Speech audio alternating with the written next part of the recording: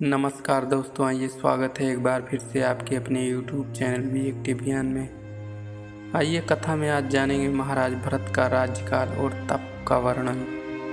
सुखदेव जी बोले, हे राजा परीक्षित, अब ऋषभ जी के पुत्र भरत जी का चरित्र सुनो।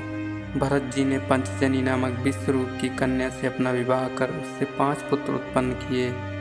सुमति, राष्ट्रभृत, सुदर्शन, आवरण, धूमकेतु। इनके पूर्व तक अजमेर संवत चल रहा था, किंतु भरत जी के अनंतर वह वर्ष भारत कहा जाने लगा। महाराज भरत बड़े ही योग्य प्रजापालक राजा थे।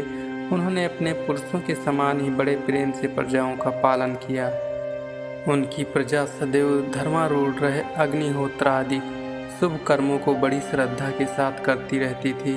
भरत जी ने कितने ही सांगोपांग युक्त बड़े बड़े यज्ञ किए और राग द्वेष तो उनमें छू भी नहीं गया था। वह सर्वथा ही निष्कामी थे और वे अपने सभी कर्मों धर्मों को ईश्वर अर्पण कर देना ही परम धर्म समझते थे। उनकी समस्त श्रद्धा भगवान वास्तव में अर्पित रहती थी और वे सदैव यज्ञ यज्ञादि धार्मिक कृत्यों में ही लगे रहते थे।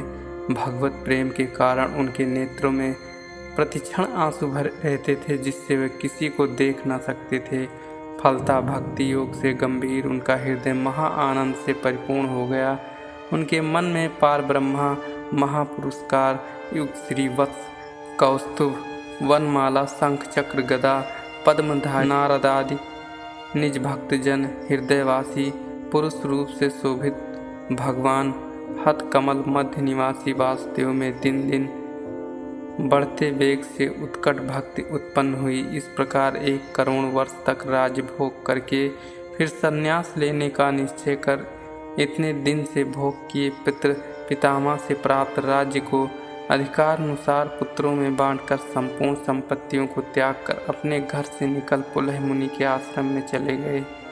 जिस आश्रम में भगवान हरि अभी भी वहाँ रहने वाले भक्तों को वात्सल्य भाव से उनके अभीष्ट रूप से सप्तहित रहते हैं, जहाँ पर अब भी उभयत नाभियुक्त चक्र वाले पत्थर शालिग्राम हैं। ऐसी नदियों में श्रेष्ठ चक्र नदी गंडकी आश्रम स्थानों को सर्व प्रकारेण पवित्र करती हैं। उस पुलह आश्रम के उपवन में अकेले ही वह शुद्ध हृदय से विषयाभिलाष छोड़कर सम दामाद संपन्न होकर नाना प्रकार के फूल, पल्लव, तुलसी जल से तथा कंदमूल फलोपहार से भगवान की आराधना करते थे और उसी से उनको परम शांति प्राप्त होती थी।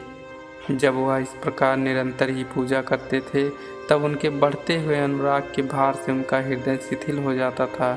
हर्ष वेग से शरीर पर रोमांच खड़े हो जाते थे।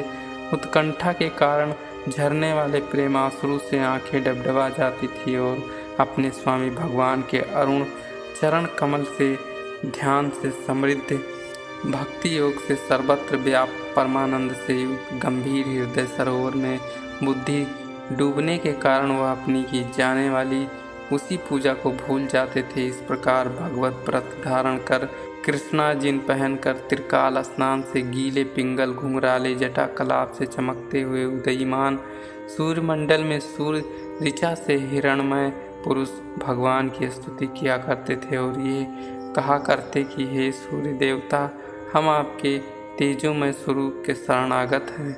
आप ही सब कर्मों के फलों को देने वाले हैं।